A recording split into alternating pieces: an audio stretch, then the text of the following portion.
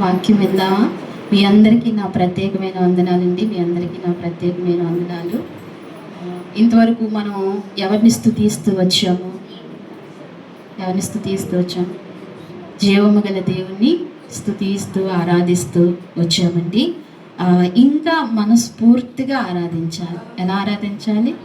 ఇంకా మనస్ఫూర్తిగా ఆరాధించాలి, ఇంకా బలంగా ఆరాధించాలి, ఇంకా శ్రేష్టంగా ఆరాధించాలి ఆయన్ని కదా. ఎంతో బలము తెచ్చుకుని, శక్తి తెచ్చుకుని, ఆయన అంటాడు కదా, ఆత్మతో సత్యంతో ఆరాధించమంట. ఏక మనసుతో ఆరాధించాలి. ఏ మనసుతో ఆరాధించాలండి? ఏక మనసుతో ఆరాధించాలి.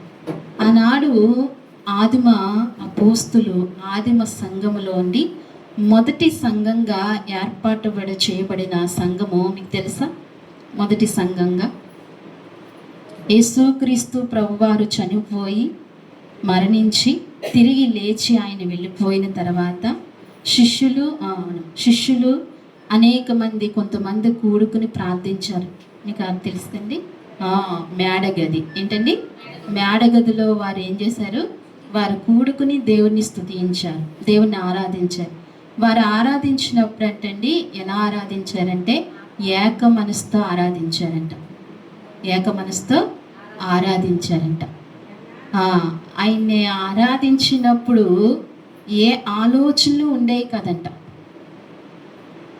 ఆయన ఆరాధించినప్పుడు ఏ ఆలోచనలు ఉండేవి కాదు. ఆయన్ని ఎలా ఆరాధించారంటే, ప్రభువా మా కొరకు పుట్టావా, మా కొరకు మరణించావా, మా కొరకు తిరిగి లేచావా అని ఈ మూడిట్లో ఆయన సిలువ మరణాన్ని జ్ఞాపకం చేసుకుంటూ ఆరాధించారు. మమ్మల్ని రక్షించావు ప్రభువా అని ఆయన చేసిన మేలును జ్ఞాపకం చేసుకుంటూ ఆరాధిస్తే మన హృదయం ఎప్పుడూ బద్దలవుతూ ఉంటుందండి. మన హృదయము విరుగుతుంది, నలుగుతుంది, మన కన్నీరు కారుతుంది. ఆ రీతిగా మనం ఆరాధించాలి. ఒకరు ఎలాగైతే మనం ఆరాధిస్తున్నాం, ఒకే ఆత్మతో ఒకే మనసుతో అలా ఆరాధిస్తే గనక దేవుడు ఆత్మ మన మధ్యకొచ్చి మన బంధకాలు విడిపింపబడతాయి కదండి. ఉన్నతమైన దేవుడు మన మధ్యకు వచ్చాడనుకోండి, మనకు ఏమి ఇవ్వకుండా వెళ్ళిపోతాడో చెప్పండి. మీకు ఎవరైనా బంధువులు ఉన్నారనుకోండి, ఆయన పెద్ద ఆయన అనుకోండి, ఆయనకి ఎక్కువ ఆస్తి ఉందనుకోండి, ఎవరింటికైనా వచ్చినప్పుడు కొంచెం లేవకంగా ఉన్నప్పుడు ఆయన ఏమి ఇవ్వకుండా వెళ్ళిపోతాడా? ఆ పెద్ద అయినా ఏం చేస్తారు? ఇచ్చి వెళ్తారు కదా. ఒక్కొక్కరికి ఒక్కొక్క అలవాటు ఉంటుంది, ఇచ్చి వెళ్తారు. అలాగా మన దేవుడు సమస్తానికి ఆయన కలిగిన దేవుడు, సమస్తానికి వారసుడు. ఆయన అత్యున్నత కలిగిన దేవుడు, కృప కలిగిన దేవుడు, ఆయన ఐశ్వర్యవంతుడు. ఆయన దగ్గర ఏదీ లేదు అనడానికి లేదు. అలాంటి మహనీయుడు మన మధ్యకు వచ్చినప్పుడు మనకి ఏది లేదో ఆయన తెలుసుకుని ఏం చేస్తాడంటే ఆయన ఖచ్చితంగా ఇస్తారు. అందుకే ఆయన్ని ఆత్మతో సత్యంతో ఆరాధించాలి. వాక్యం చదవండి. తండ్రి గారు వాక్యం చదువుతూ ఉంటారు కదా, వాక్యం చదవమన్నప్పుడు వెనకాల మనం వెంబడించాలా వద్దా? చదవాలా వద్దా? నోరు తెరిచి గట్టిగా చదవచ్చు కదా. ఎందుకు వస్తున్నాం ఇక్కడికి? చదవాలండి. వాక్యము చదివితేనండి మనకు బలము, మనకు శక్తి, మనకు ఆరోగ్యము. మనకున్న స్వరమును ఒకసారి విప్పి నోరు తెరిచి చదవాలి. చిన్నలు మొదలుకుని పెద్దల వరకు కూడా ఎవరైనా మాట వినవలసిందే, విధేయులు కావాల్సిందే. ఎవరికి? పరిశుద్ధాత్మ దేవునికి. ఆ రీతిగా ఉన్నప్పుడండి సంఘము వర్ధిల్లుతుంది, కుటుంబాలు వర్ధిల్లుతాయి, మనం వర్ధిల్లుతాం. నిర్లక్ష్యంగా కానీ మనం ఉంటే గనక దేవుని కృపా కనికరములు పొందుకోలేము. చదవమన్నప్పుడు వెనకాల టక్కన చదవాలి, వెనకాల స్వరం ఎత్తి చదవాలి. మనమేమీ మగవాళ్ళం కాదు కదా, మనం మగవాళ్ళమండి. దేవుడు ఏం చేశాడు? మనకు చక్కటి గొంతుకుల్ని ఇచ్చాడు కదా, ఇప్పచ్చు కదా. నోరు తెరవటం కూడా బద్ధకమే. నోరు తెరిచి ఏం చేయాలి? చక్కగా చదవాలి. ఆయన చదువుతుండగా వెనకాల, ఎవరైనా ఇక్కడ చదువుతుండగా వెనకాల చక్కగా చదవాలి దేవుని వాక్యం. ఎలాగా మనం ఇంటికాడ ఏం చేయలేమండి? ఒప్పుకుందాం, ధైర్యంతో ఒప్పుకుందాం. బైబిల్ తీసి చదివే టైం మనకు ఉండట్లేదు. చదివిన వారు దేవుడు దీవించును గాక. చదవని వారు ఖచ్చితంగా ఒప్పుకోవాలండి కదా. దేవుని వాక్యాన్ని చదవం, మరి చదవనప్పుడు ఇక్కడికి వచ్చి కూడా ఏం చేయాలండి? దేవుని వాక్యాన్ని చదువుకోవాలి. అలాగే పాట పాడి ఆరాధిస్తున్నప్పుడు చక్కగా వచ్చిన పాటలే కదా, వచ్చిన పాటలే చక్కగా దైవజనులు ఎప్పుడు ఏం చేస్తూ ఉంటారు? ప్రతి వారం. ఎందుకని? అందరూ కలిసి ఏం చేయాలండి? పాడాలి. చక్కగా చప్పట్లు ఒకలాగా విధంగా కొడుతూ, గట్టిగా కొడుతూ ఏం చేయాలండి? ఇంకెప్పుడు నేర్చుకుంటాం మనం చెప్పండి? చెప్పినప్పుడు చక్కగా విధేయులంగా వినాలి, విధేయులు అయిపోవాలి. ఎవరికండి? పరిశుద్ధాత్మ దేవునికి విధేయులం అయిపోవాలి. ఏమైపోవాలండి? విధేయులం అయిపోవాలి. అలా విధేయం అయినప్పుడు అండి ఆ దీవెన వేరుగా ఉంటుంది, ఆ ఆశీర్వాదం వేరుగా ఉంటుంది. అలా విధేయులు అవ్వాలి. చక్కగా ఆ రీతిగా గట్టిగా ఉన్న నలుగురమైనా సరే ఎలా స్తుతించాలండి?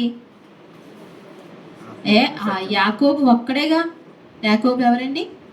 యాకోబు ఒక్కడేనా? యాకోబు ఒక్కడే ఏం చేశాడండి? పెనుగులాడు. దేవుడు దిగి వచ్చాడా లేదండి? ఆ 125 మంది మేడగదిలో ఉండి దేవుని ఏం చేశారు?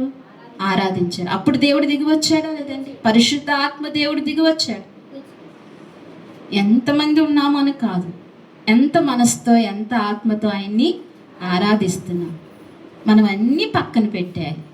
మన జ్ఞానాన్ని బయట విడిచిపెట్టాలి, మన తెలివిని బయట విడిచిపెట్టాలి, మన బలాన్ని బయట విడిచిపెట్టాలి, మన మాట విధానాన్ని బయట విడిచిపెట్టాలి, మన నడతను బయట అన్నీ విడిచిపెట్టి ఇక్కడికి ఎలా వచ్చేయాలంటండి? దీనులుగా ఇక్కడికి వచ్చి, ఎందుకంటే ఆయన ఇచ్చే దీవుల్లో మనం అందరం ఏం చేయాలండి? పొందుకోవాలి, పట్టుకుని వెళ్ళాలి. చిరకాలము మనం దీవించబడాలి, చిరకాలము మనం ఆశీర్వదింపబడాలి. ఆత్మలోను భౌతికంగా కూడా మనం దీవించబడాలి. అందుకని ఇక్కడ ఆ రీతిగా మనము ఆయన్ని మాత్రమే చూడాలి సుమా. మనుషుల్ని ఎవరంకా చూడవలసిన అవసరం లేదు. మనుషుల్ని చూస్తే గనక ఎన్నటికీ మనం భర్తీ చేయలేం. ఏం చేయలేమండి? ఎన్నటికీ భర్తీ చేయలేం. మనం సరిదిద్దుకోవాలి. ప్రతి మనిషిలో లోపాలు, ప్రతి మనిషిలో ఏముంటాయండి? లోపం. దేవుని మాత్రమే చూస్తూ మనం ఏం చేయాలి? దేవునికి కొనసాగాలి, దేవుని భక్తిలో కొనసాగాలి. ఆయన ఇక్కడ ఉన్నాడు అనే విశ్వాసంతో, ఆయన ఇక్కడ ఉన్నాడు అనే నమ్మకంతో ఏం చేయాలండి? ఆయన్ని ఆరాధించాలి, ఆయన్ని సేవించాలి కదా. వాక్యము ప్రతిదినము చదువుతున్న వారి చేతులెత్తండి. తల్లి చదువుతున్నారు. దేవునికి మహిమ కలుగును గాక, దేవుడు దీవించును గాక. ఎవరు చదువుతున్నారు ఇక్కడ?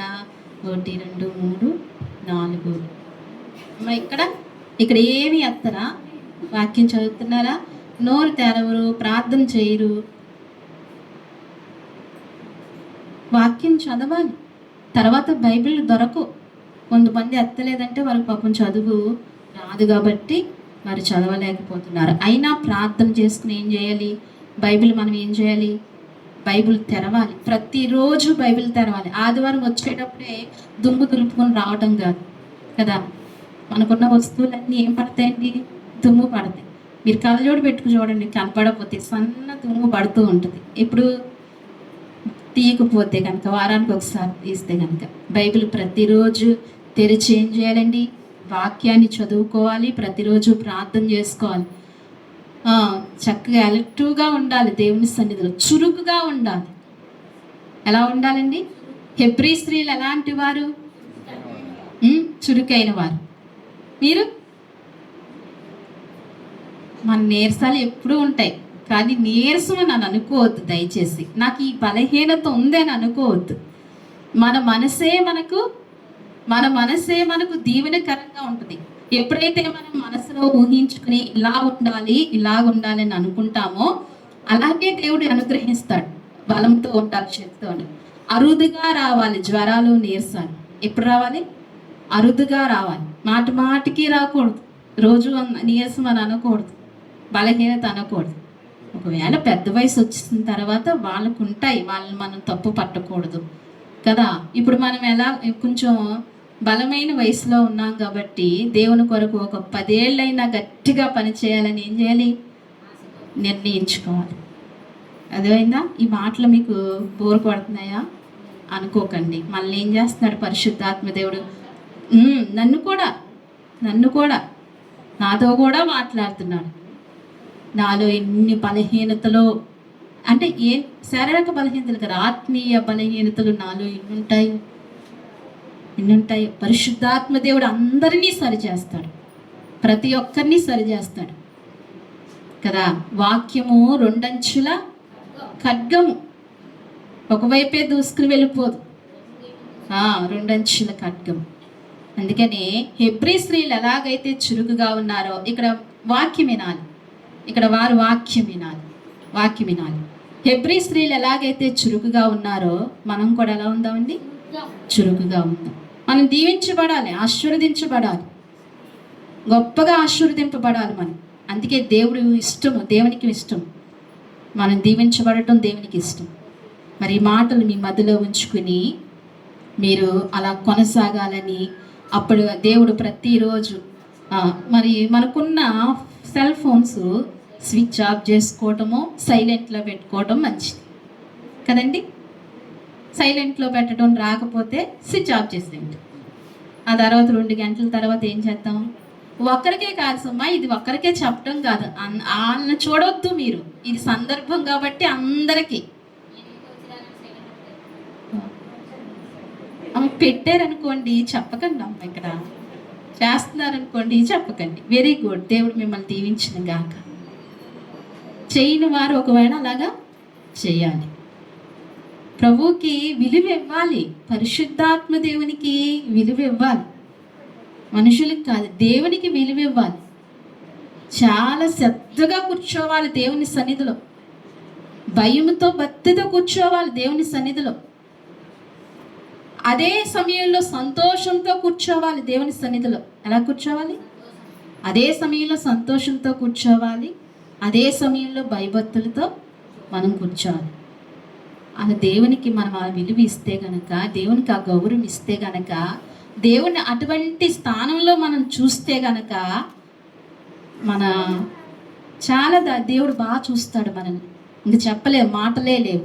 దేవుని నామానికి మహిమ కలుగును గాక. ఆమేన్. మరి సామెతల గ్రంథము నేను ఆదివారం కూడా పరిచయం చేస్తాను అన్నాను కదా ఒక సోదరి గారిని. మన మధ్యన షొలోమిత్ గారు మనకు నూతనంగా మన మధ్యకు వస్తున్నారు.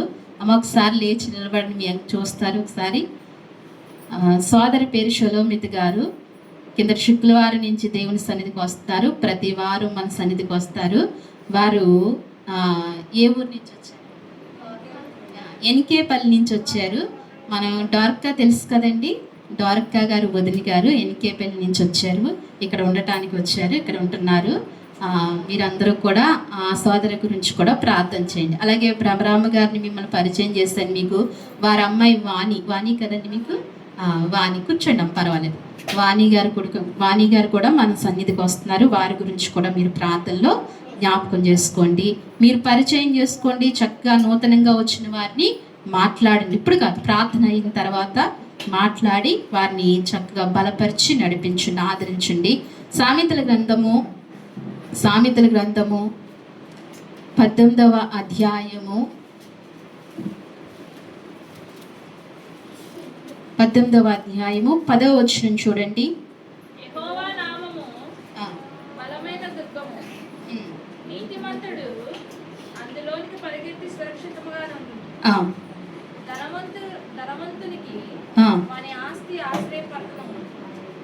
చాలమ్మా చాలు. చిన్న ప్రార్థన చేసుకుందాం ఇక్కడ. మహాపరిశుద్ధమైన ప్రేమగల తండ్రి, మహాగణుడా, మహోన్నతుడా, మీ ఘనమైన నామానికి వందనాలు స్తోత్రాలు చెల్లిస్తున్నాం ప్రవ్వా. చదవబడిన ఈ వాక్యాన్ని విరిచి మాకు వడ్డించండి స్వామి. మీరు మాతో మాట్లాడండి స్వామి. పరిశుద్ధాత్మదేవ, మీరు మాతో ఉన్నారని మేము నమ్ముచున్నాం తండ్రి. మమ్మల్ని మీరు బలపరచండి స్వామి. ఇంతవరకు నీ ఆత్మ నడిపింపులో మీరు నడిపించుకున్నందుకు నీకు వందనాలు. ఇక మీదట కూడా నీ ఆత్మ సహాయాన్ని మాకు దయచేయండి స్వామి. అల్పురాల్ని, అయోగ్యరాల్ని నన్ను నీ సిలువ చాట మరుగుపరుచుకోండి.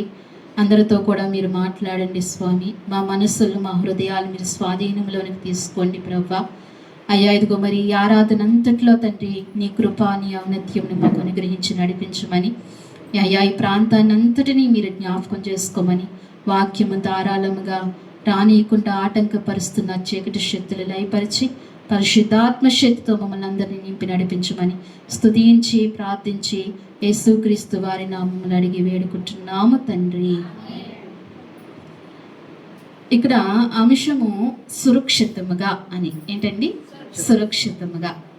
మనం సురక్షితంగా ఉండాలి అని అంటే ఏముండాలి అనేది దేవుని వాక్యం సెలవిస్తుంది. సామెతల గ్రంథంలో 18వ అధ్యాయము 10వ వచనంలో ఇక్కడ సెలవిస్తుంది, యెహోవా నామము బలమైన దుర్గము, నీతిమంతుడు అందులోనికి పరిగెత్తి సురక్షితముగా ఉండును. దేవునికి మహిమ కలుగును గాక. యెహోవా నామము ఏంటంటండి? బలమైన దుర్గం అంట. యెహోవా నామము బలమైన దుర్గం. యెహోవా నామము బలమైన దుర్గం అంటే ఇంకా అంతకు మించి బలమైనది ఏదీ లేదు ఈ ప్రపంచంలో. ఆయన నామం ఎలాంటిదంటండి? బలమైన దుర్గం అంట. అందుకే అనేక మార్లు యేసుక్రీస్తు ప్రభువారి శరీరధారిగా ఉన్న దినాలలో ఎన్నో వ్యాధులు స్వస్థపరిచారు. తర్వాత శిష్యులు కూడా ఏం చేస్తూ వచ్చారండి? స్వస్థపరుస్తూ వచ్చారు. శిష్యులు ఏ నామము చెప్పి స్వస్థపరిచారండి? నజరేయుడైన యేసు నామములో కదా అలా చెప్పారు. మరి అందే దేవాలయంలో 3 గంటల వేళ పేతురు యోహాను దేవాలయంకి వెళ్తున్నప్పుడు ఎవరున్నారండి అక్కడ? కుంటివాడు. పుట్టినది మొదలుకొని కుంటివాడు. అతను పుట్టినది మొదలుకొని నడవటం తెలియని వ్యక్తి అతను. ఆ వ్యక్తిని పేతురు యోహాను ఏం చేశారు? నజరేయుడైన యేసు నామములో నడవమని చెప్పారు. ఏ నామంలో నడవమని చెప్పారు అంటే ఎంత బలం ఉందో చూడండి. యేసు నామంలో ఎంత బలం ఉందండి. పుట్టిన మొదలుకుని నడవని వ్యక్తికి ఏమిచ్చాడండి? కాళ్ళు ఇచ్చాడు. ఎన్ని మందులు వాడినా రాని కాళ్ళు ఒక యేసు నామములో చెప్పగానే ఏమొచ్చినాయి? ఎటువంటి జటిల సమస్యలైనా యేసు నామములో తొలగిపోవును గాక. ఎటువంటి సమస్యలైనా, ఎటువంటి వ్యాధులైనా, ఎటువంటి విషయాలైనా, ఏదైనా సరే యేసు నామములో ఏమవుతాయండి? అందుకే ఇక్కడ అంటున్నాడు, ఇక్కడ సొలొమోను మహారాజు అంటున్నాడు, యెహోవా నామము బలమైన దుర్గము. ఏంటంటే బలమైన దుర్గము. మనం ఇప్పుడు బలమైన దుర్గములోనికి వచ్చాం. ఎక్కడికి వచ్చాము? బలమైన దుర్గములోనికి వచ్చాం.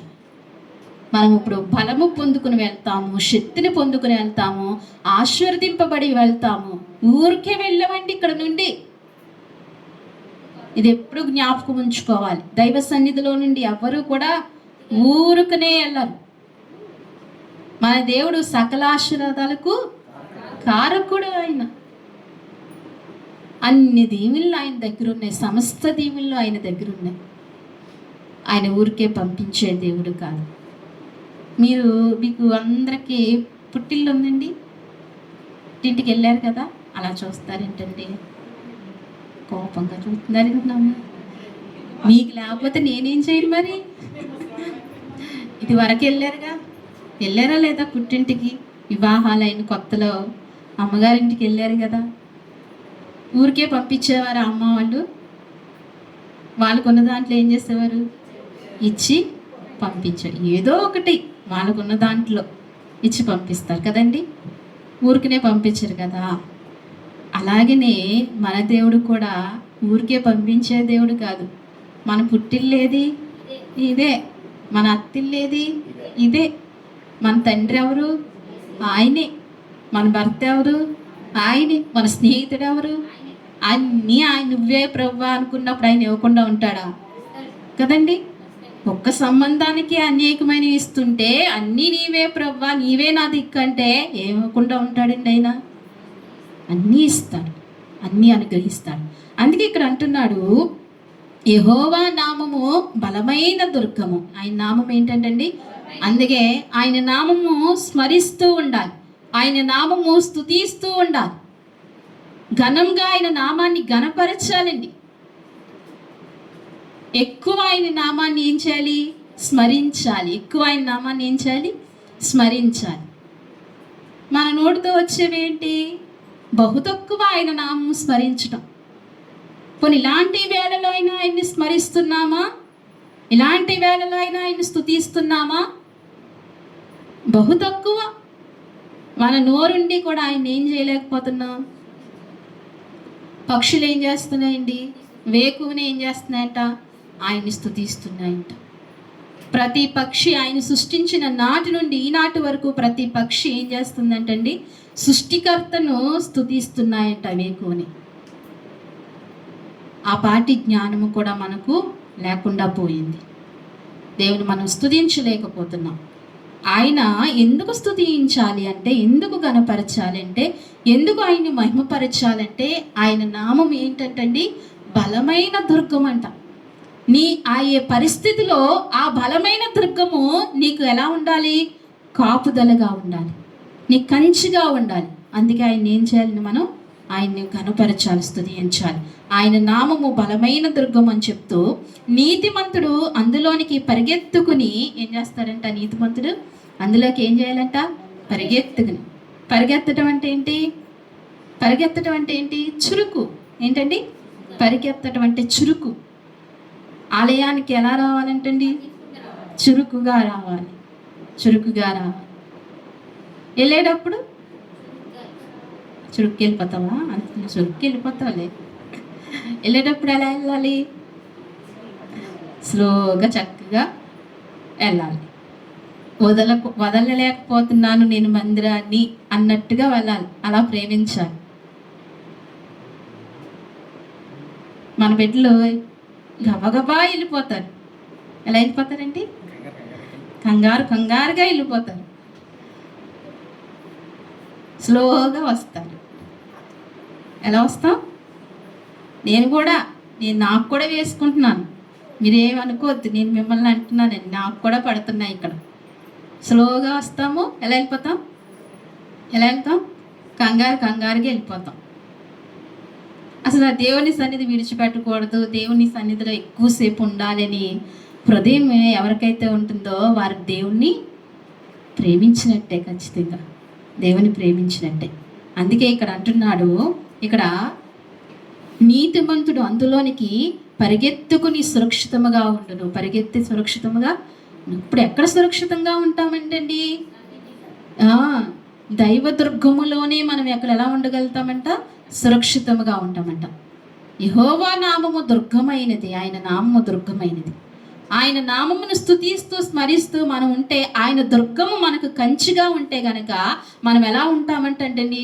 సురక్షితముగా ఉంటామంట, కంచిగా ఉంటాం, సేఫ్ జోన్లో ఉంటాం.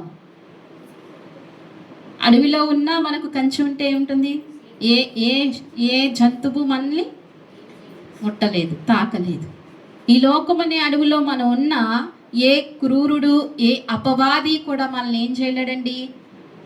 తాకలేడు. ఎక్కడుంటే యెహోవా నామము దుర్గములో, ఆయన కంచిలో ఉంటే సురక్షితముగా ఉంటాం. అందుకే ఆయన కంచిలో మనము ఉండాలి. దేవా, నాకు కంచి వేయ, నీ దుర్గములోనే నేను ఉంటాను.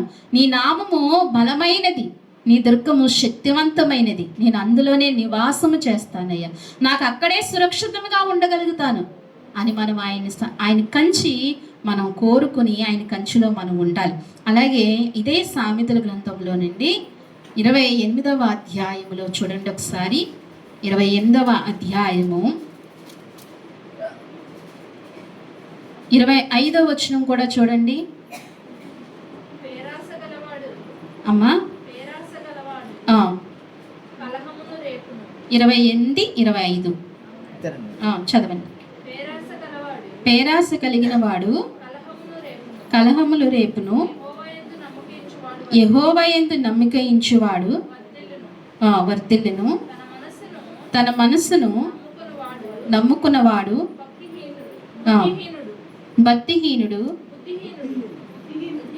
బుద్ధిహీనుడు జ్ఞానముగా ప్రవర్తించువాడు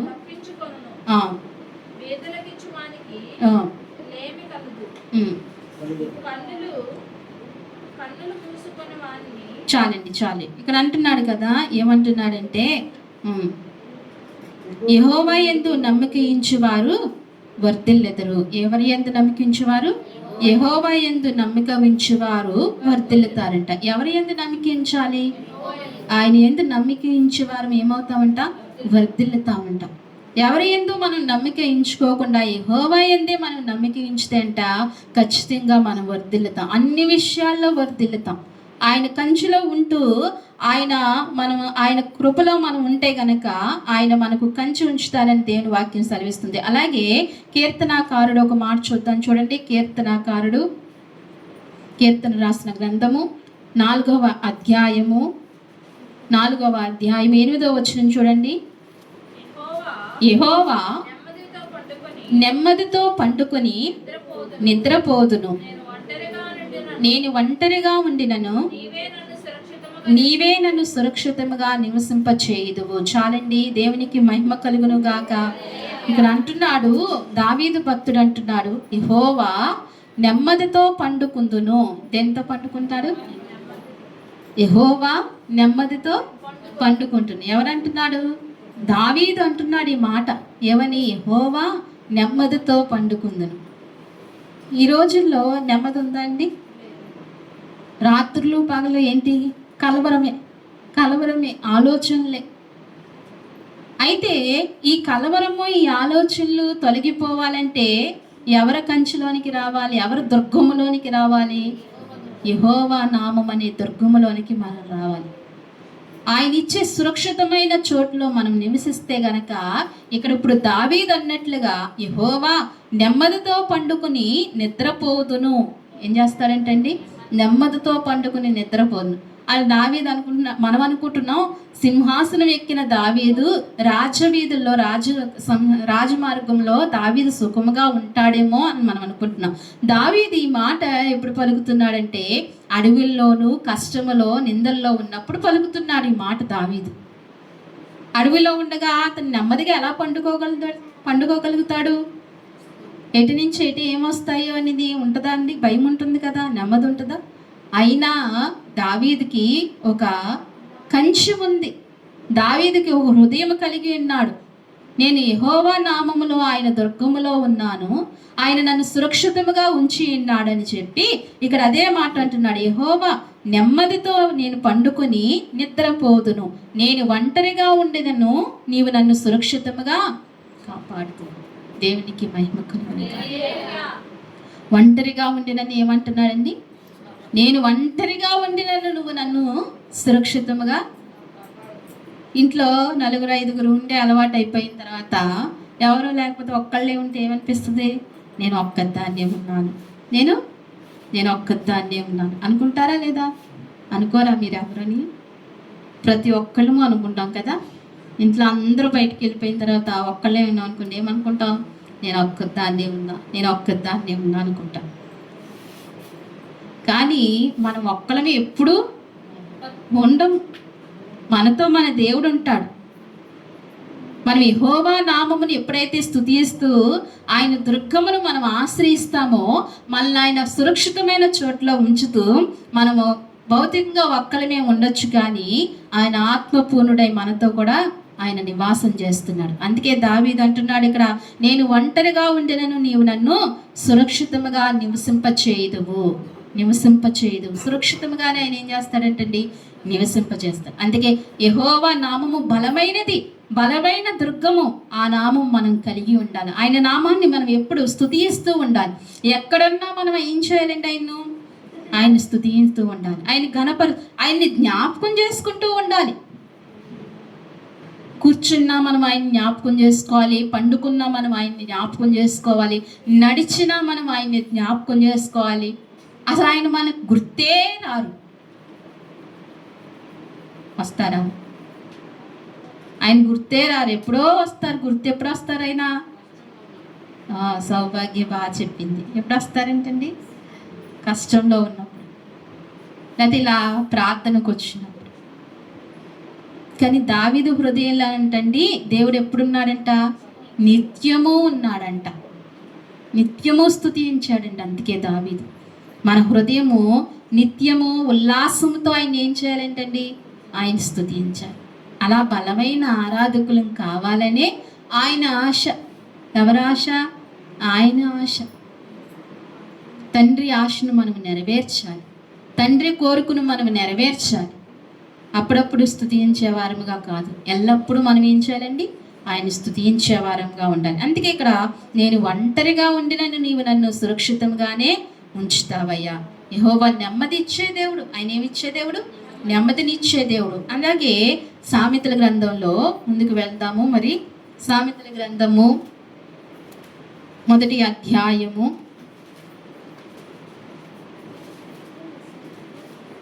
సామెతల గ్రంథం 3వ అధ్యాయము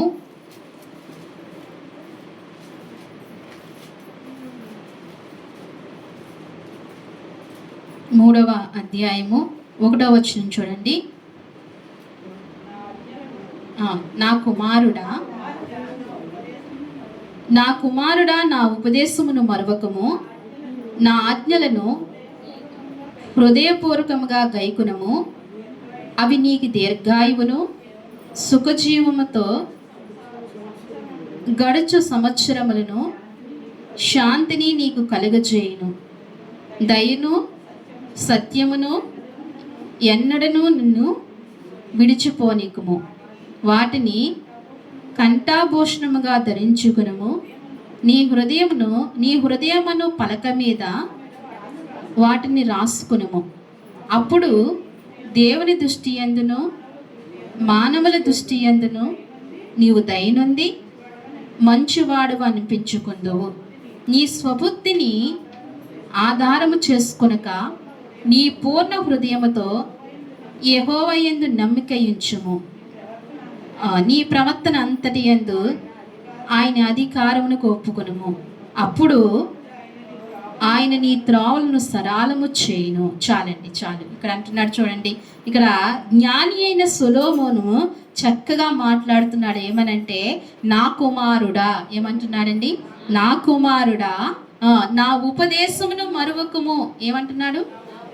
నా కుమారుడా నా ఉపదేశమును మరువకుము. దేవుని వాక్యం సెలవిస్తుంది. ఆయన ఉపదేశాన్ని ఏం చేయకూడదంట? మరువకూడదంట ఆయన ఉపదేశాన్ని. మనం సురక్షితంగా ఉండాలి అంటే, మనం క్షేమంగా ఉండాలి అంటే కనుక మనం ఏం చేయకూడదండి? ఆయన ఉపదేశములు ఏం చేయకూడదు? మరువకూడదు. ఆయన ఉపదేశములు మరువకూడదు. మనం క్షేమంగా జీవించాలి, మనం సౌఖ్యంగా ఉండాలంటే ఆయన ఉపదేశంలో వరకు. అందుకే నా కుమారుడా నా ఉపదేశమును మరువకము, నా ఆజ్ఞలు హృదయపూర్వకంగా గైకొనుము. దేవునికి మహిమ కలుగును గాక. ఎలా గైకొనాలండి? హృదయపూర్వకంగా గైకొనాలి. ఆయన ఆజ్ఞలు ఎలా గైకొనాలి? హృదయపూర్వకంగా గైకొనాలి. ఆయన మాటల్ని హృదయపూర్వకంగా స్వీకరించాలి. ఆయన మాటల్ని హృదయపూర్వకంగా స్వీకరించాలి. ఆయన మాటల్ని అంగీకరించాలి. ఆయన మాటలు మనం మదిలో ఉంచుకోవాలి. నా ఆజ్ఞలు హృదయపూర్వకంగా ఏం చేయమంటున్నాడండి ఆయన? మరువద్దని చెప్తూ, నా ఆజ్ఞలను హృదయపూర్వకంగా గైకొనమని చెప్తూ, అవి దీర్ఘాయువును సుఖజీవంతో గడుచు సంవత్సరములని. ఏంటండి ఇప్పుడు అంటున్నాడు ఆయన ఆజ్ఞలు ఏంటండి? హృదయపూర్వకంగా గైకుంటే అవి నీకేమవుతాయంట? దీర్ఘాయువు అవుతాయంట. ఇవేమవుతాయి? దీర్ఘాయువు. నువ్వు దీర్ఘాయువుగా ఉండాలంటే ఇప్పుడు ఏం చేయాలి? ఆయన ఆజ్ఞలను గైకొనాలి. దీర్ఘాయువుగా ఉండాలంటే, దీర్ఘాయువు అంటే చక్కటి ఆరోగ్యం. ఏంటండి? చక్కటి ఆరోగ్యం. ఆరోగ్యాన్ని కాదనగలిగిన వారు ఎవరుంటారు? ఆరోగ్యం అందరికీ అవసరమే. ఆరోగ్యం ఉంటేనే కదా ఆనందము. ఆరోగ్యం ఉంటే కదా ఏదైనా చేయగలము. ఆరోగ్యం లేకపోతే, ఆరోగ్యం చాలా ప్రాముఖ్యమైనది. ఆరోగ్యం, దేవుడిచ్చిన ఈ శరీరము చాలా ఆరోగ్యవంతంగా ఉండాలి. దేవుడిచ్చిన ఈ అవయవాలు చాలా ఆరోగ్యవంతంగా ఉండాలి. ఏ ఒక్కటి పోయినా అనారోగ్యము వస్తే చాలా కష్టం. అందుకే ఆరోగ్యంగా ఉండాలి. ఆరోగ్యంగా ఉండాలి అంటే ఏం చేయాలండి? వాక్యాన్ని, ఆయన ఆజ్ఞలను ఏం చేయాలి? మనం గైకొనాలి. యెహోవా నామము దుర్గమైనది. ఆ దుర్గములో ఉంటే కనుక నువ్వు సురక్షితంగా ఉంటావు. నువ్వు సురక్షితంగా ఉంటే యెహోవా నీకు దీర్ఘాయువుని ఇస్తాడు. ఏమాయువుని ఇస్తాడండి? దీర్ఘాయువుని ఇస్తాడు. ఆ దీర్ఘాయువును పొందుకోవాలంటే యెహోవా ఆజ్ఞలను ఏం చేయకూడదంటండి? మరవకూడదు. యెహోవా ఆజ్ఞలను ఎన్నటికీ మరవకూడదు. ఆయన ఆజ్ఞల ప్రకారంగా దీర్ఘాయువుగా ఉండాలి. ఆయన ఇచ్చిన ఆయుష్లో చక్కగా సుఖ సౌఖ్యముగా బ్రతకాలి. ఎప్పుడు ఆయాసంతో ప్రయాసంతో బ్రతకకూడదు. సౌఖ్యంగా ఉండాలి. ప్రభువా నన్ను అలా ఉంచు, నాలో ఉన్న ఆయాసాన్ని, నాలో ఉన్న అనారోగ్యాన్ని నువ్వు తొలగించయ్యా, నీ దుర్గమే నాకు కంచివయ్యా, సురక్షితమైన నీ కృప నాకు దయచేయ ప్రభువా అని మనం అనుక్షణం ఏం చేయాలి? ప్రార్థన చేసుకోవాలి. ఆ రీతిగా మనం ఆయన స్తుతించాలి. మన భక్తిని బట్టే, మన ఆరాధనను బట్టే దేవుడు మనకు అనేకమైన కృపను మనకు అనుగ్రహిస్తూ ఉంటాడు.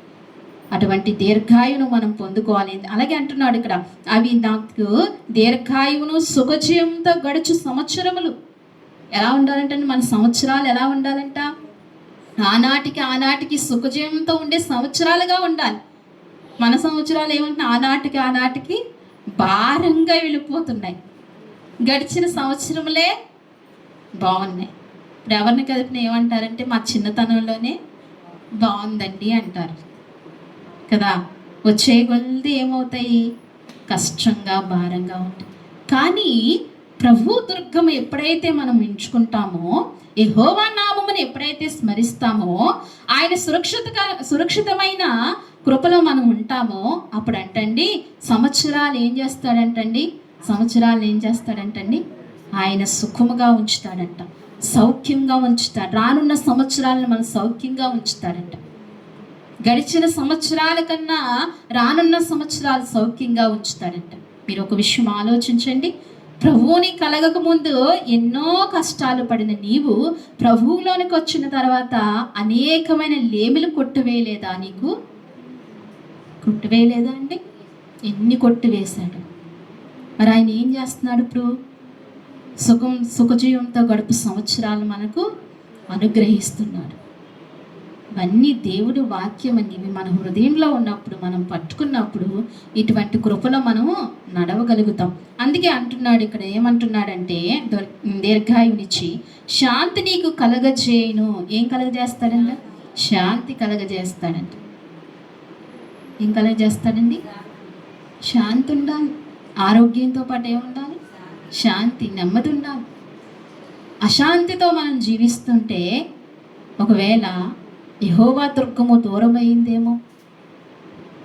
శాంతి కావాలి మనకి. ఏం కావాలండి? శాంతి కావాలి. మన హృదయం శాంతిగా ఉంచుకోవాలంటే ఆయన సౌఖ్యమైన, సురక్షితమైన ఆయన సన్నిధిలో మనం ఉన్నప్పుడే మన హృదయం ఏమవుతుందంటండి? శాంతితో ఉంచుతాడు. దయను సత్యమును ఎన్నడను నిన్ను విడిచి పోనీయకుము. దయను సత్యమును ఎన్నడను నన్ను విడిచి పోనీకమయ్యా. అయా నీ దయా, నీ సత్యము నాకు ఎల్లప్పుడూ కావాలి ప్రభా, నన్ను విడిచి పోనీకము అని అడగాలి.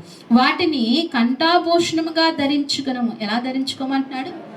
కంఠాభూషణముగా ధరించు. దయను సత్యముని ఎలా ధరించుకోవాలంట? కంఠాభూషణం. మనలో ఏముండాలంట? దేవుడు కోరుకుంటున్నాడు. ఏముండాలంట? దయ ఉండాలంట, సత్యం ఉండాలంట. మన హృదయము దయతో పొంగిపోవాలండి. ఎలా పొంగిపోవాలి? దయతో పొంగిపోవాలి. అవి ఎలా ధరించుకోమన్నాడు? కంఠాభూషణంగా ధరించుకోమన్నాడు. దయను సత్యంని ఎలా ధరించుకోమన్నాడు? కంఠాభూషణం. దయ కలిగిన హృదయంగా ఉండాలి. మన ప్రభువుది ఏ హృదయం అండి? దయ కలిగిన హృదయం. మనం పైకి బాగానే ఉంటాం, లోపల ఎలా ఉంటాం? చాలు ఇడు జరగాలి అని ఈ స్వభావంతో ఉంటే గనక అది ఎవరి స్వభావం కాదండి? దేవుని స్వభావం కానే కాదు. మనమే పరీక్షించుకోవాలి. నా స్వభావం ఎలా ఉంది? నా వ్యక్తిత్వం ఎలా ఉంది? ప్రభువుతో సమమితిగా ఉందా? కొంచెమైనా కలిసిందా? నా మనసు ఆయన మనసు. ఆయన దయగలిగిన వాడు. నీవు నేను కూడా ఎలా ఉండాలండి? దయ కలిగిన వారముగా ఉండాలి. ఆయన సత్యవంతుడు. ఆయన ఎవరండి? సత్యవంతుడు. ఆయన ఏ విషయంలో అయినా సత్యవంతుడు. అంతే. మనం ఏ విషయంలో అయినా సత్యంగానే ఉండాలి, నమ్మకంగా ఉండాలి. ప్రతి విషయంలో ఎలా ఉండాలండి? నమ్మకంగా ఉండాలి. రూపాయే కదా అని అనుకోకూడదు, నమ్మకంగా ఉండాలి. ఇతరులను ప్రేమించే విషయంలో ఏం చేయాలంటండి? నమ్మకంగా ఉండాలంట. ఆయన నమ్మకస్తుడు. ఎవరు? యేసుక్రీస్తు ప్రభు వారు చాలా నమ్మకస్తుడు. ఆ నమ్మకస్తుడు కాబట్టే దేవాతి దేవుడు తన పిల్లల కొరకు ఇక్కడికి పంపించాడండి. అలాంటి నమ్మకస్తుడు కాబట్టి ఎటువంటి స్థితిలో ఆయన నమ్మకంగా నడిచాడు. అందుకే ఆయన సత్యమును దయను ఏం చేయమంటున్నాడు? కంఠాభూషణంగా ధరించుకోమంటున్నాడు. నీ హృదయం అనే పలకల మీద వాటిని రాసుకొనము. ఏ పలకల మీద రాసుకోమంటున్నాడు? నీ హృదయం అనే పలకల మీద ఏం చేయాలి? రాసుకోవాలి. దయను సత్యమును ఏం చేయాలి? రాసుకోవాలి. దయ కలిగి అలాంటి విరిగి నలిగిన మనసుతో ఉంటే కనుక అండి, ఇతరుల బాధలు మనం అర్థం చేసుకోగలుగుతాం, ఇతరులు కష్టాలు మనం అర్థం చేసుకోగలుగుతాం. అలా విరిగి నలిగిన హృదయం కలిగి మనం ఉండాలి. అందుకే ఇక్కడ అంటున్నాడు, నీ స్వబుద్ధిని ఆధారము చేసుకునక. ఏ బుద్ధిని ఆధారం చేసుకోవద్దు అంటున్నాడు? నీ స్వంత బుద్ధిని ఏం చేసుకోకూడదంట? మన సొంత బుద్ధిని ఆధారం చేసుకోకూడదు. ఎవరి బుద్ధి మీద ఆధారపడాలి? దేవుని బుద్ధి మీద ఆధారపడాలి. ఒక చోట అంటాడు, ఆహా నీ బుద్ధి బాహుల్యములు ఎంత గంభీరములయ్యా. దావీదు అంటాడు, ఆహా నీ బుద్ధి బాహుల్యములు ఎంత బాహుల్యమైనవయ్యా. ఆయన బుద్ధి చాలా మంచిది. అందుకే మన స్వబుద్ధి చాలా నీచమైనది. మన స్వబుద్ధి మీద ఏమీ అవ్వకూడదండి, ఆధారపడకూడదు. ఎవరి స్వబుద్ధి మీద ఆధారపడాలి? దేవుని స్వబుద్ధి మీద మనం ఆధారపడాలి. మన స్వబుద్ధిని ఎన్నడూ ఆధారం చేసుకోకూడదు. ఇక్కడ అంటున్నాడు, నీ పూర్ణ హృదయంతో యెహోవా యందు నమ్మిక ఉంచుము. ఏ హృదయం అందు? నీ పూర్ణ హృదయం. నీ పూర్ణ హృదయంతో యెహోవా యందు నమ్మిక ఉంచుము. నువ్వు బాగుపడతావని దేవుడు చెప్తే నమ్మిక ఉంచు. ఏమవుతావు నువ్వు? ఖచ్చితంగా బాగుపడతావు. దేవుడు చెప్పాడంటే అది ఖచ్చితంగా చేస్తాడు. అందుకే నీ పూర్ణ హృదయంతో యెహోవాని ఏం చేయాలంటండి? నమ్మిక ఉంచాలంటండి. మన పూర్ణ హృదయంతో యెహోవా మీద ఏముంచాలి? నమ్మిక. యెహోవాకి అప్పగించుకుంటే ఈ కార్యం ఎలాంటిదైనా జరుగుతుందని విశ్వాసము, బలమైన విశ్వాసం మన జీవితాల్లో ఉండాలి. ఆ విశ్వాసం లేకపోతే ఈ లోకంలో మనం జీవించలేం. మన అవసరతలు తీరాలంటే ఆ విశ్వాసం కలిగి ఉండాలి. పూర్ణ హృదయంతో ఏం చేయాలి? మనం ఆయన నమ్మాలి. పూర్ణ హృదయంతో ఆయన నమ్మాలి. పూర్ణ హృదయంతో ఎవరైతే నమ్ముతారో వారి జీవితాల గొప్ప కార్యాలు దేవుడు చేస్తాడు. అందుకే నీ ప్రవర్తన అంతటి యందు ఆయనకు అధికారమునకు ఒప్పుకొనము. ఏం చేయాలంటే ఇప్పుడు మన ప్రవర్తన అంతటి మీద ఎవరు అధికారమునికి ఇవ్వాలి? ఆయన అధికారమునికి ఇవ్వాలి. ఆయన అధికారమునికి ఇవ్వాలి. దేవా నన్ను చెక్కయ్యా అని అడగాలి. నన్ను మలుచెయ్యా అని అడగాలి. నన్ను చెక్కుకో ప్రభు అని అడగాలి. ఎలా ఉన్నవాళ్ళం అలాగే వెళ్ళిపోతే అక్కడ వెళ్ళలేమండి. ఎలా పుట్టినవారు, ఎలా ఉండిన వాళ్ళు అలా వెళ్ళిపోతే అక్కడ అమర్చబడలేం. ఎక్కడండి? ఆ నిత్యత్వంలో, పరలోకంలో అమర్చబడలేం. అక్కడ నన్ను ఎక్కడ ఉంచాలనుకుంటున్నావో, అక్కడ నన్ను ఏ స్థలంలో ఎక్కడ నన్ను అమర్చాలనుకుంటున్నావో ఆ రీతిగా నన్ను ఇక్కడ చెక్కయ్యా అని మనం అడగాలి. ఏం చేయాలండి? ఆ రీతిగా నన్ను చెక్కయ్యా అని మనం అడగాలి. చెక్కించుకోవాలి ఆయనతో. ఏం చేయాలండి? చెక్కించుకోవాలి. సున్నితమైన హృదయం కలిగి మనం వాక్యంతో ఏం చేయాలి? మనం నన్ను చెక్కు ప్రభువా అని అడగాలి. అడిగితేనే ఆయన చెక్కుతాడు. సుమా, నువ్వు నాతో మాట్లాడొద్దు, నన్ను నువ్వు చెక్కద్దు అని అంటే కనుక ఆయన చెక్కడు. అడిగితేనే ఆయన హృదయాన్ని చెక్కుతాడు. అందుకే ఇక్కడ అంటున్నాడు, ఇక్కడ ఏమంటున్నాడంటే, నీ ప్రవర్తన అంతటి ఎందు ఆయనకి అధికారమును ఒప్పుకొనుము. ప్రభువా నన్ను నీ అధికారంలో ఉంచుకయ్యా. నన్ను ఎలా నడిపించుకుంటావో అలా నడిపించు. కానీ మనం ప్రతిరోజు ఆయన హస్తాలకు మనల్ని ఏం చేయాలండి? అప్పగించుకుని మన మీద ఆయనకి అధికారం ఇవ్వాలి. ఎవరికి అధికారం ఇవ్వాలి? దేవునికి అధికారం ఇవ్వాలి. ఆయన అడిగితేనే చేస్తాడు. ఆయనకు అధికారం ఇవ్వాలి. నన్ను చెక్కు ప్రభువా అంటేనే చెక్కుతాడు. నువ్వు అడగకపోతే నిన్ను చెక్కడు. నువ్వు అడిగేదాకా ఆయన ఏం చేస్తాడు? అలాగే ఉంచుతాడు. అయితే అక్కడ అలాగే ఉంచుతాం, మరి అక్కడ ఇవ్వలేము కదా. అందుకని ఇక్కడ ఏం చేయాలి? మనం చెక్కించుకోవాలి. అప్పుడు ఆయన నీ త్రోవలను సరాలము చేయును. ఎప్పుడండి? ఆయన అధికారంలోకి వెళ్ళాక ఇప్పుడు మన త్రోవలు ఏం చేస్తాడు? ఆయన సరాలము చేస్తాడు. దేవునికి మహిమ కలుగును గాక. మన త్రోవలు సరాలము చేయబడాలి. మనం వేసుకున్న త్రోవలు చక్కటివి కాదు, తిన్నమైనవి కాదు. మన త్రోవలు సరాలము చేయబడాలి. ఆ దయగల హస్తంతో మన త్రోవలు ఏం చేయబడాలి? సరాలము చేయబడాలి. ఎందుకంటే ఎప్పుడంటే ఆయన అధికారమును ఒప్పుకున్నప్పుడు మన త్రోవలు ఏమవుతాయంటండి? సరాలం అవుతాయి. నేను జ్ఞానిని కదా అని నువ్వు అనుకొనవద్దు. ఎవరితో అంటున్నాడండి? మంచి జ్ఞాని అయిన సొలొమోను మహారాజు రాసిన ఈ మాటలు. ఎవరండి ఆయన జ్ఞానం అంటండి, సొలొమోను జ్ఞానం అంటండి ముందు కానీ తర్వాత కానీ లేదంట. అటువంటి జ్ఞానము ప్రభువు సొలొమోను మహారాజుకి ఇచ్చాడు. ఎవరికి ఇచ్చాడు? చిన్న ప్రశ్న. సొలొమోను మహారాజు ఎవరు? రోజు బైబిల్ చదివేవాళ్ళు చెప్తే ఎలాగండి? చదువు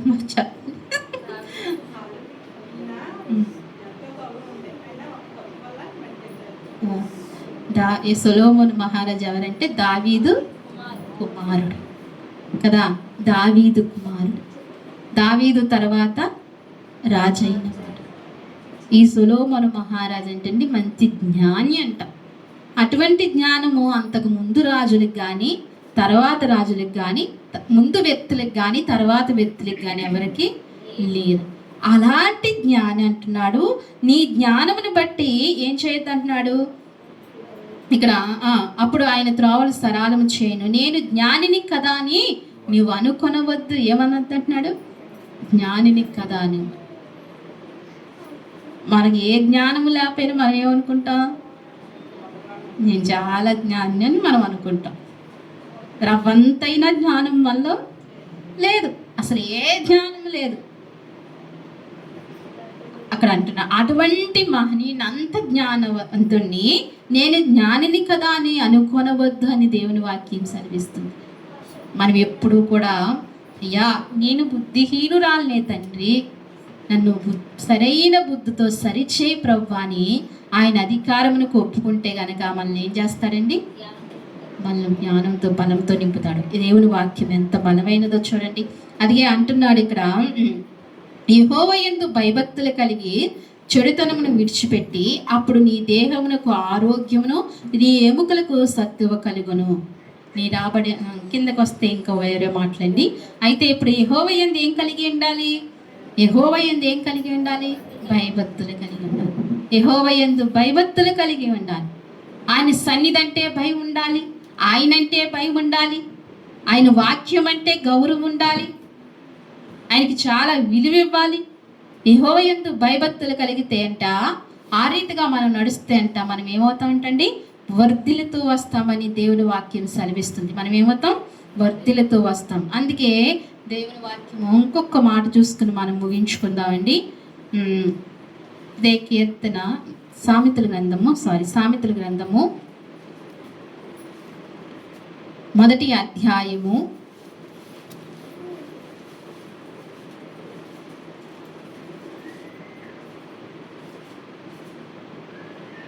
38వ వచనం చూడండి. 33వ వచనం. నా ఉపదేశమును అంగీకరించువాడు సురక్షితముగా నివసించును, వాడి కీడు వచ్చినని భయము లేక నెమ్మదిగా నుండును. చాలండి. ఇక్కడ అంటున్నాడు, నా ఉపదేశమును అంగీకరించువాడు సురక్షితముగా నివసించును. దేవునికి మహిమ కలుగును గాక. ఉపదేశమును అంగీకరించేవాడు ఎలా ఉంటాడంటండి? మనం ఇప్పుడు సురక్షితంగా ఉండాలంటే ఏం చేయాలి? ఆయన ఉపదేశమును అంగీకరించాలి. దేవుని వాక్యం అదే సెలవిస్తుంది. నా ఉపదేశమును అంగీకరించేవాడు ఎలా ఉంటాడు? సురక్షితంగా ఉంటాడు, చాలా సురక్షితంగా ఉంటాడు. ఒక మాట చెప్పనా, ఎలా సురక్షితంగా ఉంటాడంటే, ఆయన ఉపదేశం అంగీకరించే వారు ఎలా ఉంటారంటే, అసలు నా ఊహ తెలుసండి మీకు? ఎవరు? నా ఊహ తెలుసు కదా. నోవహు కాలంలో దేవుడు అనుకున్నాడు ప్రతి మానవుణ్ణి నాశనం చేయాలనుకున్నాడు. ఏమనుకున్నాడండి? ప్రతి మానవుణ్ణి నాశనం చేయాలనుకున్నాడు. అయితే ఆయన ఉపదేశంలో అంగీకరించిన నోవహు, దేవుడి మాటకు విధేయుడైన నోవహు అని దేవుడు జ్ఞాపకం చేసుకుని నోవహుకు దేవుడు చెప్తాడు. ఏమని చెప్తాడు? వాడని చేసుకో అని చెప్తాడు, వాడని చేయని చెప్తాడు. నోవహు వెంటనే ఏం చేశాడండి? దేవుని మాట విన్నాడు, తయారు చేశాడు. ఆయన ఉపదేశాన్ని విన్నాడా లేదా? ఒకవేళ నోవహు కూడా ఆ తరము వారిలాగా ఆయన మాట వినకపోతే నోవహు ఏమై ఉండేవాడు? నోవహు నాశనం అయితే దేవుడు మళ్ళా సృష్టించుకోగలడు. ఎవరిని? మానవులు. దేవుడికి ఆ సామర్థ్యత ఉంది. నోవహుని కూడా చంపేస్తే మానవులు ఎలా వస్తారు అని అనుకుంటున్నారా? లేదు, దేవుడు ఎలా ఏదైనా కానీ ఆ తరము వారిలో నోవహు ఏం చేశాడు? దేవుని ఉపదేశాన్ని విన్నాడు, దేవుని మాటను విన్నాడు, అంగీకరించాడు. ఆ తరము వారిలో వేరయ్యాడు. ఎవరండి? నోవహు ఆ తరము వారిలో వేరయ్యాడు. నోవహు దేవుడి మాట విన్నాడు, వాడను చేసుకున్నాడు కాబట్టి ఎలా ఉండగలిగాడండి? ఆ జల ప్రవాహంలో ఎలా ఉండగలిగాడు? సురక్షితంగా ఉండగలిగాడు. దేవునికి మహిమ కలుగును. ఇక్కడ అదే వాక్యం సెలవిస్తుంది. నా ఉపదేశం అంగీకరించేవాడు ఎలా ఉంటాడంటండి? సురక్షితంగా ఉంటాడంట. ఆయన ఉపదేశం అంగీకరించేవాడు ఎలా ఉంటాడు? సురక్షితం. జల ప్రళయంలో అందరూ నశించిపోయారు, కానీ నోవహు మట్టుకి నశించిపోలేదు. ఎంత సురక్షితంగా ఉన్నాడు నోవహు, ఎంత సురక్షితం. ఆయన్ని అంగీకరించి వారు ఈ లోకము ఎలాగున్నా, ఈ లోకం ఎంత ప్రమాదంలో ఉన్నా, ఎంత కరువులో ఉన్నా, శోధనలో ఉన్నా, భూకంపాలు వచ్చినా, ఎన్ని ఇదొచ్చినా నువ్వు ఆయన మాటను వింటే కనుక నువ్వు ఎలా ఉంటావండి? సురక్షితంగా ఉంటావు. దేవునికి మహిమ కలుగునుగాక. ఆ సురక్షితము నువ్వు అనుభవించాలంటే ఏం చేయాలి? ఇప్పుడు దేవుని ఉపదేశమును, దేవుని వాక్యమును ఏం చేయాలండి? అంగీకరించాలి. ఆయన మాటను అంగీకరించాలి. నా ఉపదేశం అంగీకరించి వాడు సురక్షితంగా ఉండను, వాడు కీడును వచ్చిన భయం లేక నెమ్మదిగా ఉండును. ఏమంటాడండి? కీడు వచ్చిన భయం లేక ఎలా ఉంటాడంట? కీడు రాకుండా ఉండదు సుమా. కష్టం వచ్చినప్పుడు మనము దేవుణ్ణి కానీ దేవుని బిడ్డల్ని కానీ ఏమనకూడదు. వస్తాయి, కష్టాలు వస్తాయి, వ్యాధులు వస్తాయి, నిందలు వస్తాయి, అవమానం వస్తుంది. వచ్చినా సరే ఎలా ఉంటామంట? మరి నోవహు కాలంలో మరి జలప్రళయం రాలేదా? అయినా ఏమయ్యాడు? నెమ్మదిగా ఉన్నాడా లేదా? సురక్షితంగా ఉన్నాడా లేదా? వస్తాయి. రాకపోతే నీకు అట్లా విలువ ఎలా తెలుస్తుంది? దేవుడు పాఠాలు ఎలా నేర్పిస్తాడు? వస్తాయి. ఇక్కడ అదే అంటున్నాడు దేవుని వాక్యం, వాడు కీడు వచ్చినను భయము లేక నెమ్మదిగా ఉండెను. ఎలా ఉంటుందంటండి? మన మీదకు ఒకవేళ కీడు వచ్చినా ఆయన సురక్షితమైన కంచులో ఉంటే గనక, ఆయన దయలో ఉంటే, ఆయన కనికరంలో ఉంటే గనక కీడు వచ్చినా భయం లేక ఎలా ఉంటామంటండి? నెమ్మదిగా స్థిరులంగా ఉంటామంట. ఆయన ఏ మాత్రము నిందించమంట, అలా స్థిరులంగా ఉంటాం. ఎంత మాత్రం ఆయన్ని ఎక్కడా నిందించడానికి మనం సరిపోం. నెమ్మదిస్తాడు నీకు. శోధనలో నెమ్మదిస్తాడు, వ్యాధిలో నెమ్మదిస్తాడు, అవమానంలో నెమ్మదిస్తాడు, లేములో నెమ్మదిస్తాడు. అనేకమైన విషయాల్లో నీకు ఏం చేస్తాడైనా? నెమ్మది అనుగ్రహిస్తాడు. కీడు వచ్చినా మనం ఏమవకూడదంటండి? భయము చెందకూడదంట. ఒకవేళ కీడు వచ్చిందా, ఏదన్నా వస్తే, సమస్య వస్తే భయభీతి అస్సలు పొందకూడదు. మన భయమే మనల్ని ఏం చేస్తుంది? మన భయమే మనల్ని కృంగదీసేస్తుంది, పడగొట్టేస్తుంది. అందుకే భయపడకూడదు, ధైర్యం కలిగి దేవుని సన్నిధిలో ఉండాలి. సురక్షితంగా ఆయన్ని ఆశ్రయించిన వాళ్ళు, దేవుని పిల్లలంగా మనము సురక్షితంగా ఉండాలంటే ఒక మాట, చివరిగా ఒక మాట చెప్తున్నాను, అందరూ కూడా వినండి. దేవుని పిల్లలంగా మనం సురక్షితంగా ఉండాలంటే చిరకాలము, పూర్తి చేయండి, చిరకాలము, దావీదు మాట, చిరకాలము యెహోవా మందిరంలో నివాసము చేయండి. దేవుని పిల్లలంగా మనం సురక్షితంగా ఉండాలి అంటే ఏం చేయాలండి? చిరకాలము దేవుని మందిరంలో నివాసము చేయాలి. ఎందుకంటే ఆయన మందిరంలోనే అనేకమైన ఈవులు ఉన్నాయి కాబట్టి ఆయన సన్నిధిలో చిరకాలం ఏం చేయాలి? మనం దేవుని రాజు అయిన ఆ హృదయము చిరకాలము దేవుని మందిరంలో ఉండాలని కోరుకుంది. ఆ హృదయము వలె మనం కూడా ఎక్కడ ఉండాలండి? దేవుని మందిరంలో ఉండాలి. మనం సురక్షితంగా ఉంటాం, క్షేమంగా ఉంటాం. ఒకవేళ అనేకమైన కీడులు మనకు సంభవించిన నెమ్మది కలిగి ధైర్యముగా మనం ఉండగలుగుతాం. దేవుడు ఈ మాటలు మన హృదయాలు దీవించి ఆశీర్వదించును గాక. ఆమేన్. మనందరం కూడా మోకరిందామండి, మోకరిందాం. ఒక నిమిషం పాటు ప్రార్థన చేసుకుందాం. అందరం మోకరిందాం. ప్రవ్వా, ఇంతవరకు మీరు నాతో మాట్లాడుతూ వచ్చారయ్యా. ఆయన ఉపదేశాన్ని మరువద్దని చెప్తున్నాడు. నువ్వు సురక్షితంగా ఉండాలి అంటే ఒక క్షణమైన మనసుతో దేవుని స్తుతిస్తావా తల్లి? ఒక క్షణమైన దేవుని మనసుతో ఆరాధిస్తావా తండ్రి? నువ్వు సురక్షితంగా ఉండాలని ఆయన కోరిక, నువ్వు పాడవకూడదని ఆయన కోరిక, నువ్వు బాగుపడాలని ఆయన కోరిక, నువ్వెంతో క్షేమంగా ఉండాలని ఆయన కోరిక. నువ్వు బాధపడుతుంటే, నువ్వు నశించిపోతుంటే, నువ్వు కష్టాల పాలవుతుంటే ఆయన చూడాలనుకుంటలేదు. కానీ నీవే నీ హృదయం చాలా దూరంగా ఉంచుతున్నావు. ప్రభు ఉపదేశాన్ని నువ్వు అంగీకరించిన వాడిగా, అంగీకరించిన దానిగా ఉంటున్నావేమో. ఓ ప్రియ తల్లి, ఓ ప్రియ తండ్రి, ఓ ప్రియ తమ్ముడా, ఓ ప్రియ చెల్లి, ఒకసారి ప్రభువు మాటను వింటావా? పూర్ణ హృదయంతో, పూర్ణాత్మతో ఆయన్ని సేవిస్తావా? ఆయన్ని ఆరాధిస్తావా? ఈ సూర్యుని కింద జరుగుతున్నవి సమస్తము అంతా వ్యర్థమే. వ్యర్థము కానిది ప్రభువు మాట. నువ్వు పూర్ణ హృదయంతో ఆయన్ని సేవించాలి. నువ్వు పూర్ణ హృదయంతో ఆయన్ని ఆరాధించాలి. ఎప్పుడైతే ఈ అనుభవంలోనికి నువ్వు వెళ్తావో, ఎప్పుడైతే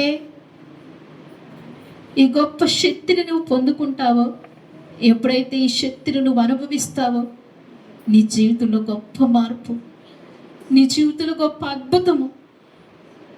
దేవుడు నీ జీవితంలో అద్భుతం చేయాలని, ఆశ్చర్య కార్యాలు నీ జీవితంలో చేయాలని చేయి చాచి ఉంచుతున్నాడు. చెల్లి, నీ హృదయం దగ్గరకు వచ్చి,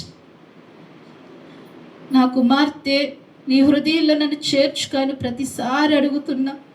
నువ్వు ఆయన మాటలను ప్రక్కన పెట్టు. ఆయన మాటలను పట్టించుకోలేదు. అసలు ఆయన్ని త్రోసివేశావు. ఆయన్ని దుఃఖపరుస్తూనే ఉన్నావు. నువ్వు నిన్ను నెమ్మదిపరచాలని, నీ పరిస్థితులు బాగు చేయాలని ఆయన ఎంతగానో ఆశపడుతున్నప్పటికీ నువ్వు ఆయన కాదనుకునే నిర్లక్ష్యంగా ఉంటున్నావు. నిన్ను బాగు చేసే దేవుడు నీతో ఉన్నాడు. నీ క్షేమాన్ని కోరుకునే జీవాధిపతి నీతో ఉన్నాడు. నువ్వు ఒక్కసారి హృదయాన్ని తెరిచి, అయ్యా, నేను సురక్షితమైన స్థలంలో ఉండాలి ప్రభువా. యెహోవా, నీ నామము దుర్గమైనది ప్రభువా, నీ నామము బలమైనది ప్రభు. నీ నామము కంటే ఆశ్రయదుర్గం ఏదయ్యా అని ఒకసారి నువ్వు చెప్పగలవా? ఈనాడు సుఖజీవంతో గడుపు సంవత్సరములు నాకు కావాలి తండ్రి. నీ ఉపదేశము నాలో ఉంచయ్యా, నీ వాక్యము నాలో ఉంచు ప్రభువా అని నువ్వు కోరుకో. ఆయన నిన్ను పిలుస్తున్నాడు, ఆయన నిన్ను కోరుకుంటున్నాడు. కోరుకునే దేవుడు, నిన్ను కోరుకునే దేవుడు. నువ్వు ఆయన నిర్లక్ష్య పెట్టకు, అస్సలు నిర్లక్ష్య పెట్టకు. నువ్వు ఎప్పుడైతే గట్టిగా ఆయన్ని పట్టుకుంటావో, సీరియస్గా ఆయన్ని ఆరాధిస్తావో, నిన్ను అద్భుతంగా చెక్కగలడైనా, నిన్ను అద్భుతంగా మలచగలడు. నీకు నువ్వే ఆశీర్వాదకరంగా కాదు, ఇతరులకు ఆశీర్వాదకరంగా చేయగలడు నిన్ను. నువ్వు ఆ రీతిగా నువ్వు ఆరాధించగలిగితే, ఆయన్ని సేవించగలిగితే, ఆయన ఉపదేశము మరవకుండా నువ్వు జ్ఞానిస్తే గనక, నువ్వు నీ హృదయంలో ఆయన ఉంచుకుంటే, ఆయన అంటున్నాడు, నీ పలకలనే హృదయం మీద ఆ రాతలు రాసుకోమని చెప్తున్నాడు. ఆయన ఆజ్ఞలను ఆయన రాసుకోమని చెప్తున్నాడు. ఆ రీతిగా నువ్వు ఉన్నప్పుడు దేవుడు నిన్ను చక్కగా, సౌఖ్యంగా, క్షేమముగా నిన్ను వర్ధిల్లింపచేస్తాడు. ప్రార్థనలోకి వెళ్తా విన్న వాక్యాన్ని బట్టి దేవా నువ్వు నాతో ఇంతవరకు మాట్లాడేవయ్యా, నన్ను ఇంక నువ్వు బలపరచు ప్రభా. ముఖ్యంగా నన్ను చెక్కుకో ప్రభా, నన్ను చెక్కు ప్రభా. నీకు ఇష్టమైన రూపంలో నన్ను చెక్కుకో ప్రభా. మెత్తని హృదయాన్ని నాకు ఇవ్వు ప్రభా. సత్యమును దయను కంఠాభూషణంగా ధరించుకోమన్నావు కదా ప్రభా. నా హృదయం అలా చెక్కు తండ్రి అని ప్రార్థన చేద్దాం. ప్రతి వ్యక్తి ప్రార్థనాపూర్వకంగా ఉందాం.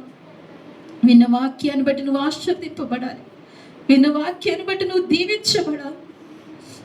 ఆయన మాటలు జీవపు ఓట, ఆయన మాటలు ఎంతో ఆశ్చర్యకరమైనవి.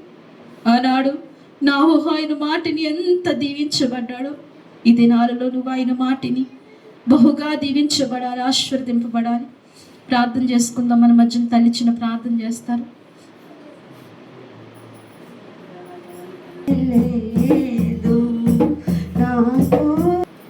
శుక్రవారం ఉపవాస కూడిక 12 గంటలకు, అలాగే తిరిగి ఆదివారం 11 గంటలకు ఆరాధన అండి. మరి సండే స్కూల్ జరుగుతుంది 4 గంటలకు సండే స్కూలు. మీ పిల్లలను పంపించండి. 5ంటికి సండే స్కూల్ జరుగుతుంది, మీ పిల్లలను పంపించండి. ఈ ప్రార్థనా కార్యక్రమాలు జ్ఞాపకం చేసుకోండి. బలహీనలైన వారి కొరకు ప్రార్థనలో జ్ఞాపకం చేసుకోండి. చివరి ప్రార్థన చేసుకుందాం. మరి చివరి ప్రార్థన చేసుకుందాం. అందరూ మోకరించినట్లయితే మరి జయమ్మ గారి కొరకు కూడా ప్రార్థనలో జ్ఞాపకం చేసుకోండి. ఆమె గుండె బలహీనంగా ఉంది. మరి మంచి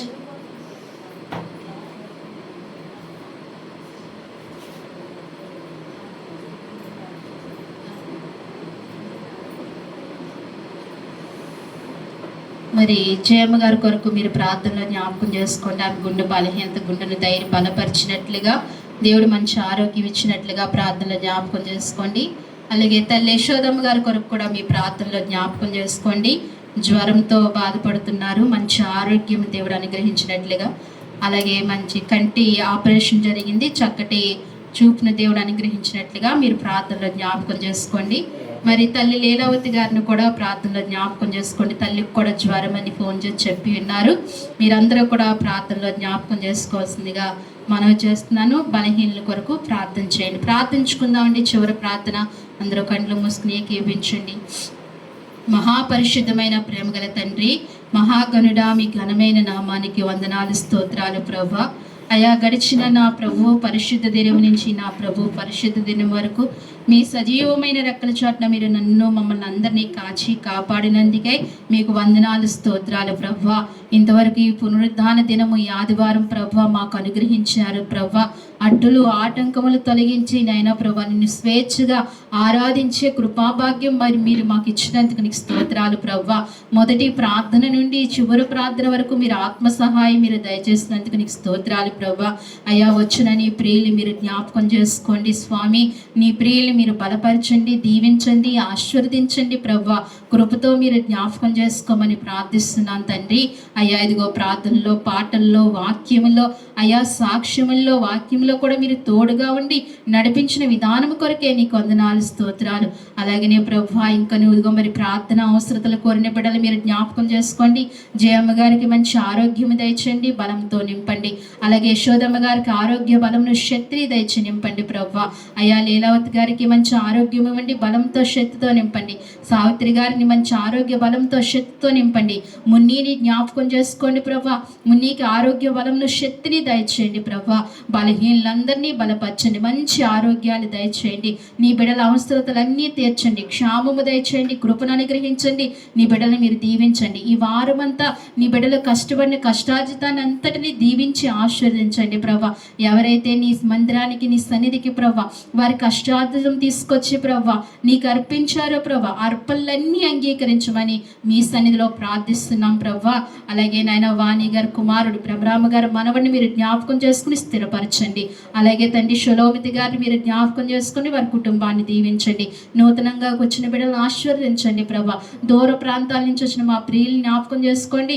ఈ పలు ప్రాంతాల నుంచి వచ్చిన బిడ్డలను దీవించండి, ఆశీర్వదించండి. గొప్ప కృప ఇవ్వండి ప్రభా. అలాగే ఈ దినము ప్రామావిందనైనా ప్రభా నైనా నైనా ప్రభా, ఇదిగో మరి నైనా దాన్ని నైనా సిద్ధపరిచిన నీ బిడ్డలు మీరు జ్ఞాపకం చేసుకోండి ప్రభా. అయ్యా ఎంతో కష్టంతో ప్రయాసతో నీ బిడ్డలు సిద్ధపరిచి ఉన్నారు ప్రభా.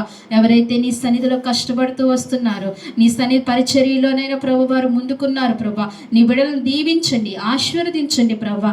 అయ్యా ఇదిగో మరి సోదరి గంగ గారిని జ్ఞాపకం చేసుకోండి. అలాగే ప్రభా, బిడ్డ ఎంతో ప్రయాసతోనైనా సిద్ధపరిచిన ఆహారాన్ని మీరు జ్ఞాపకం చేసుకోండి. పాస్టర్ గారిని జ్ఞాపకం చేసుకోండి ప్రభా. అయ్యా అత్తయ్య బలపరచండి ప్రభా, ఆరోగ్యం దయచండి. శ్యామలాన్ని మీరు జ్ఞాపకం చేసుకోండి ప్రభా. అయా పరిశుద్ధుల కొరకు విందు సిద్ధపరిచారు. నీ బిడ్డల హస్తాలు దీవించండి, ఆశీర్వదించండి ప్రభా. అది ఏర్పాటు చేసిన నీ బిడ్డలను కూడా సమృద్ధిగా దీవించి అయా ఇదిగో మరి బలపరచమని, అయా బిడ్డల కుటుంబాలు దీవించమని, ఆ దీవెన కల్లారా చూడటానికి నీ కృప నీ ఔన్నత్యం నీ బిడ్డలకు దయచేయమని మీ సన్నిధిలో ప్రార్థిస్తూ ప్రభా, అందరినీ వచ్చిన బిడ్డలను కూడా దీవించండి. క్షేమంగా మీరు నడిపించారు, మరింత క్షేమంగా దీవెనకరంగా నీ బిడ్డల వారి గృహాలకు నడిపించమని, అయా పరిచర్య అంతటినీ జ్ఞాపకం చేసుకొని శుక్రవారం పరిచర్యను, ఆదివారం పరిచర్యను, సండే స్కూల్ పరిచర్యను, ఈ రీతిగా నేను పరిచర్యలంతటినీ మీరు దీవించి ఆస్వాదించి గొప్ప కృప నీకు దయచేయమని, మమ్మల్ని అందరినీ జ్ఞాపకం చేసుకోమని, మంచి ఆరోగ్యాలతో ఒక్కొక్కరిని బలపరిచి దీవించి ఆస్వాదించమని స్తుతించి ప్రార్థించి మా ప్రియరక్షకుడైన యేసుక్రీస్తు వారి నామంలో అడిగి వేడుకుంటున్నాము తండ్రి, ఆమేన్. మన తండ్రి అయిన దేవుని ప్రేమయు, కుమారుడైన యేసుక్రీస్తు కృపయు, పరిశుద్ధాత్మ అన్య సహవాసము మనకు, మన కుటుంబాలకు, సార్వత్రిక సంఘమునకు ఇప్పుడును ఎల్లప్పుడూ సదాకాలము దేవుడు తోడైండి నడిపించును గాక, ఆమేన్. యేసు రక్తమే సలు, యేసు రక్తమే జయం, ప్రవేశత్వం సంపూర్ణమైన విజయం కలుగును గాక, ఆమేన్, ఆమేన్, ఆమేన్.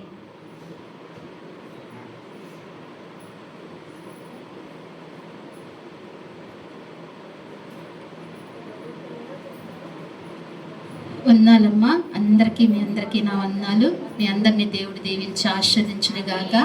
మీరందరూ కూడా ప్రామావిందు చేసి వెళ్ళవలసిందిగా మనవి చేస్తున్నాను. అవి సిద్ధపరిచిన బిడ్డల్ని మీరు దీవించండి.